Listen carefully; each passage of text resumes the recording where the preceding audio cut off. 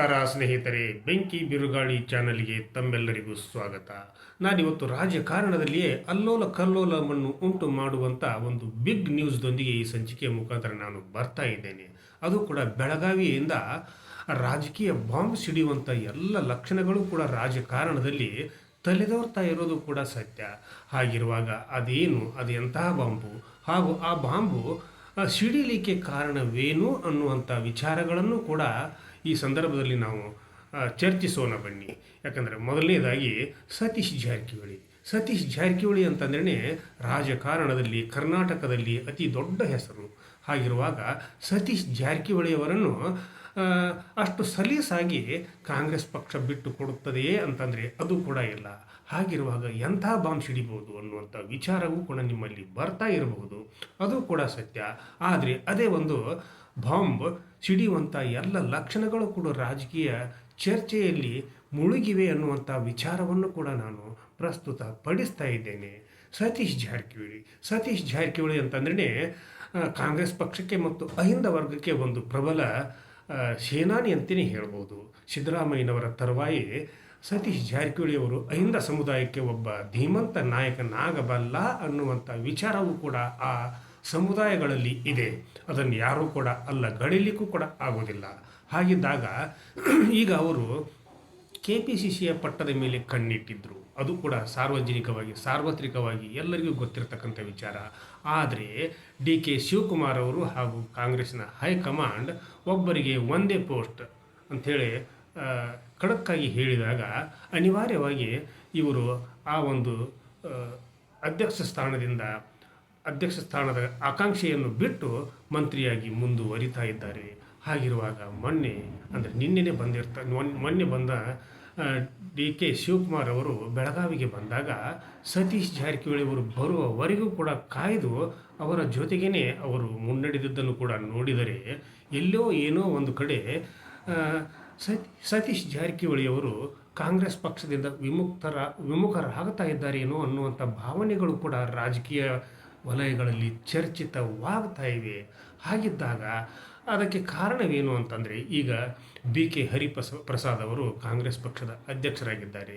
ಜೊತೆಗೆ ಅವರನ್ನು ಮಂತ್ರಿಯನ್ನಾಗಿಯೂ ಕೂಡ ಮಾಡಬೇಕು ಅನ್ನುವಂಥ ಒಂದು ಸಲಹೆಯನ್ನು ಕೂಡ ಸೂಚನೆಯನ್ನು ಕೂಡ ಕಾಂಗ್ರೆಸ್ಸಿನ ಹೈಕಮಾಂಡ್ಗೆ ಹಾಗೂ ಕಾಂಗ್ರೆಸ್ ಹೈಕಮಾಂಡ್ಗೆ ಸಲ್ಲಿಸಿರ್ತಕ್ಕಂಥ ಪಟ್ಟಿಯಲ್ಲಿ BK ಹರಿಪ್ರಸಾದ್ ಅವರನ್ನು ಕೂಡ ಹೆಸರಿಸಿರೋದು ಎಲ್ಲೋ ಒಂದು ಕಡೆ ಸತೀಶ್ ಜಾರಕಿಹೊಳಿ ಅವರಿಗೆ ಒಂದು ಥರ ಮುಜುಗರವಾಗಿದೆ ಅನ್ನುವಂಥ ಭಾವನೆಗಳು ಕೂಡ ಕೇಳಿ ಬರ್ತಾ ಇವೆ. ಹಾಗಿರುವಾಗ ಸಿದ್ದರಾಮಯ್ಯನವರ ಜೊತೆಗೆ ಅಂತರವನ್ನು ಕೂಡ ಇತ್ತಿತ್ತಲಾಗಿ ಸತೀಶ್ ಜಾರಕಿಹೊಳಿ ಅವರು ಕೂಡ ಕೈಗೊಳ್ತಾ ಇರೋದು ಕೂಡ ಸತ್ಯ. ಯಾಕಂದರೆ ಅವರು ಮೊನ್ನೆ ಕುಳಿತಿರುವಂಥ ಸಂದರ್ಭದಲ್ಲಿ ಯಾವಾಗಲೂ ಕೂಡ ಸಿದ್ದರಾಮಯ್ಯನವರ ಪಕ್ಕದಲ್ಲಿನೇ ಕುಳಿತಿರ್ತಕ್ಕಂಥ ಸಂಗತಿಗಳನ್ನು ಫೋಟೋಗಳನ್ನು ಕೂಡ ನೀವೆಲ್ಲರೂ ಕೂಡ ನೋಡಿದ್ದೇವೆ. ಆದರೆ ಮೊನ್ನೆ ನಡೆದ ಒಂದು ಸಭೆಯಲ್ಲಿ ಅವರು 4 ಚೇರುಗಳನ್ನು ಬಿಟ್ಟು, ಅಂದರೆ ಸಿದ್ದರಾಮಯ್ಯನವರು ಕುಳಿತಿರ್ತಕ್ಕಂಥ 4 ಚೇರುಗಳನ್ನು ಬಿಟ್ಟು ಆಚೆಗೆ ಕುಳಿತುಕೊಂಡಂಥ ಒಂದು ವಿಚಾರವನ್ನು ಕೆದಕಿದಾಗ ಸಿದ್ದರಾಮಯ್ಯನವರು ಹಾಗೂ ಸತೀಶ್ ಜಾರಕಿಹೊಳಿ ಅವರ ನಡುವೆ ಏನೋ ಒಂದು ಬಿರುಕು ಮೂಡಿದೆ ಅನ್ನುವಂಥ ಭಾವನೆಗಳು ಕೂಡ ಬರ್ತಾ ಇವೆ. ಹಾಗಿರುವಾಗ ರಾಜಕಾರಣ ನಿಂತ ನೀರಲ್ಲ, ಅದು ಯಾವತ್ತೂ ಕೂಡ ಹರಿಯುವಂಥ ನದಿಯಾಗಿರ್ತೈತಿ. ಹಾಗಿರುವಾಗ ರಾಜಕೀಯದಲ್ಲಿ ಯಾರೂ ಶತ್ರುಗಳೂ ಅಲ್ಲ, ಯಾರೂ ಮಿತ್ರರೂ ಅಲ್ಲ ಅನ್ನುವಂಥ ನಂಬಿಕೆಯೂ ಕೂಡ ಇರುವಾಗ ಒಂದು ವೇಳೆ ಸತೀಶ್ ಜಾರಕಿಹೊಳಿ ಅವರು ಕಾಂಗ್ರೆಸ್ನಿಂದ ಅಂತರವನ್ನು ಕಾಯ್ದುಕೊಂಡು ಭಾರತೀಯ ಜನತಾ ಪಕ್ಷವನ್ನು ಅಪ್ಪಿಕೊಳ್ತಾರಾ ಅನ್ನುವಂಥ ವಿಚಾರಗಳು ಕೂಡ ರಾಜಕೀಯದಲ್ಲಿ ಚರ್ಚಿತವಾಗ್ತಾ ಇವೆ. ಹಾಗೇನಾದರೂ ಆದರೆ ಅದಕ್ಕೂ ಕೂಡ ಒಂದು ಕಾರಣವಿದೆ.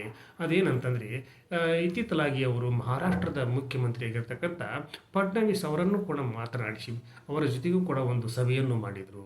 ಜೊತೆಗೆ ಆ ಒಂದು ಸಭೆಯಲ್ಲಿ ಏನು ಚರ್ಚೆಗಳು ನಡೆದವು ಅನ್ನೋದು ಕೂಡ ಇನ್ನೂ ಯಾರಿಗೂ ಕೂಡ ಅರ್ಥ ಆಗದೇ ಇರತಕ್ಕಂಥ ಸಂದರ್ಭದಲ್ಲಿ ಅಲ್ಲಿ ಭಾರತೀಯ ಜನತಾ ಪಕ್ಷಕ್ಕೆ ಭಾರತೀಯ ಜನತಾ ಪಕ್ಷಕ್ಕೆ ಎಲ್ಲರೂ ಕೂಡ ಸಾಮೂಹಿಕವಾಗಿ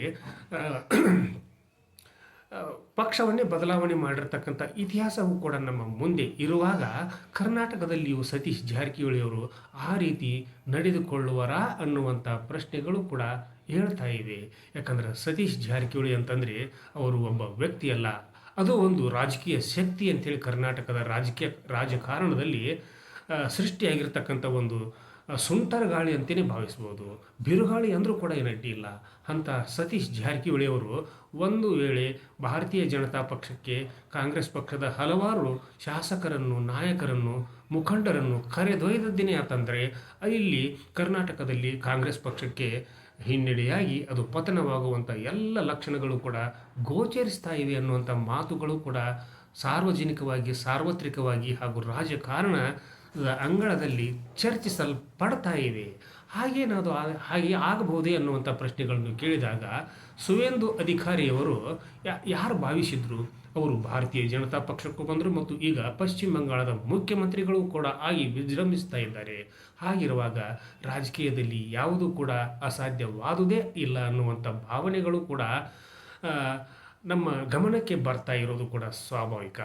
ಹಾಗೇನಾದರೂ ಆದರೆ ಸತೀಶ್ ಜಾರಕಿಹೊಳಿ ಅವರು ಭಾರತೀಯ ಜನತಾ ಪಕ್ಷವನ್ನು ಒಪ್ಕೋಬಹುದಾ ಅಂತಂದರೆ ಅದರಲ್ಲೂ ಕೂಡ ಕೆಲವೊಂದು ಅನುಮಾನಗಳು ಕೂಡ ಇವೆ. ಯಾಕಂದರೆ ಸತೀಶ್ ಜಾರಕಿಹೊಳಿಯವರಿಗೂ ಕೂಡ ಸತೀಶ್ ಜಾರಕಿಹೊಳಿಯವರು ಮತ್ತು ಭಾರತೀಯ ಜನತಾ ಪಕ್ಷಕ್ಕೆ ಸಿದ್ಧಾಂತಕ್ಕೂ ಗಜಾಂತರ ವ್ಯತ್ಯಾಸಗಳು ಇರುವಾಗ ಹಾಗೇನು ಆಗಲಿಕ್ಕಿಲ್ಲ ಅನ್ನುವಂಥ ಭಾವನೆಗಳು ಕೂಡ ಉದ್ಭವಿಸಿದರೂ ಕೂಡ ರಾಜಕಾರಣದಲ್ಲಿ ಯಾವುದೂ ಕೂಡ ಅಸಾಧ್ಯ ಆಗೋದಿಲ್ಲ ಅನ್ನೋ ಮಾತನ್ನು ಕೂಡ ಮತ್ತೊಮ್ಮೆ ನಾನು ಹೇಳಲಿಕ್ಕೆ ಬಯಸಿದ್ದೇನೆ.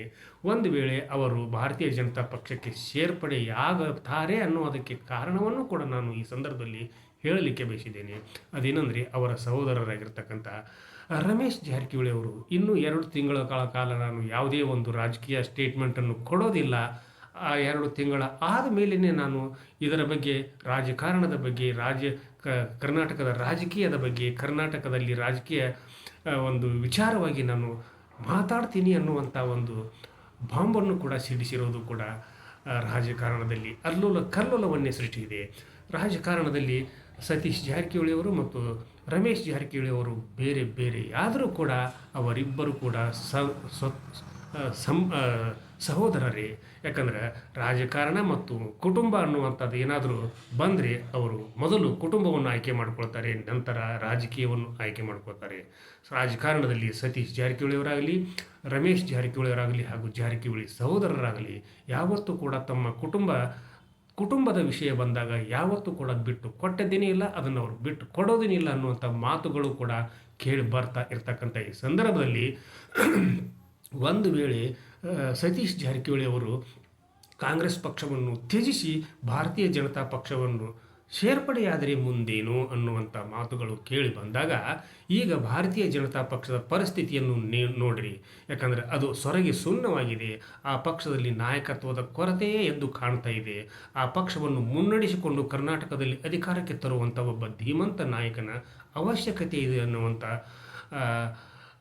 ಮಾತುಗಳು ಕೂಡ ರಾಜಕೀಯ ವಲಯಗಳಲ್ಲಿ ಹಾಗೂ ಭಾರತೀಯ ಜನತಾ ಪಕ್ಷದ ರಾಷ್ಟ್ರೀಯ ವಲಯಗಳಲ್ಲಿಯೂ ಕೂಡ ಹರಿದಾಡ್ತಾ ಇವೆ. ಹಾಗೇನಾದರೂ ಸತೀಶ್ ಜಾರಕಿಹೊಳಿ ಅವರು ಈ ಒಂದು ವಿಚಾರದಲ್ಲಿ ಏನು ನಿರ್ಧಾರ ಕೈಗೊಳ್ತಾರೋ ಅನ್ನೋದರ ಮೇಲೆ ಕರ್ನಾಟಕದ ಸರ್ಕಾರದ ಮೇಲೂ ಮತ್ತು ರಾಜಕಾರಣದ ಮೇಲೂ ಅದು ತನ್ನ ಒಂದು ಛಾಪನ್ನು ಮೂಡಿಸುವಂಥ ಎಲ್ಲ ಲಕ್ಷಣಗಳು ಕೂಡ ಕಾಣಿಸ್ತಾ ಇವೆ. ಈಗ 2 ಉದಾಹರಣೆಗಳನ್ನೇ ತೆಗೆದುಕೊಳ್ಳೋಣ. ಈಗ ಅವರು ಬಿಡದಿ ಟೌನ್ ಬಗ್ಗೆನೂ ಕೂಡ ಅಪಸ್ವರ ಎತ್ತಿದ್ರು.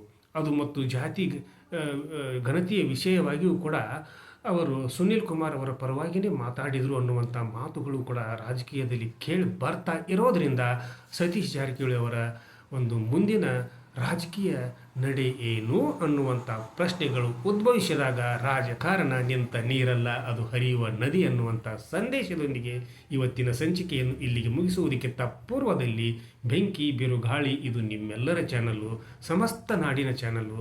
ಈ ಚಾನಲ್ಗೆ ತಾವೆಲ್ಲರೂ ಕೂಡ ಸಬ್ಸ್ಕ್ರೈಬ್ ಆಗದೇ ಇರತಕ್ಕಂಥವ್ರು ಸಬ್ಸ್ಕ್ರೈಬ್ ಮಾಡಿರಿ, ಶೇರ್ ಮಾಡಿರಿ, ಲೈಕ್ ಮಾಡಿರಿ, ಕಮೆಂಟನ್ನು ಮಾಡ್ತೀರಾ ಅನ್ನುವಂಥ ಒಂದು ವಿಶ್ವಾಸದೊಂದಿಗೆ ನಾಳಿನ ಸಂಚಿಕೆಯೊಂದಿಗೆ ಭೇಟಿಯಾಗ್ತೀನಿ. ಅಲ್ಲಿವರೆಗೂ ನನ್ನ ನಮಸ್ಕಾರ.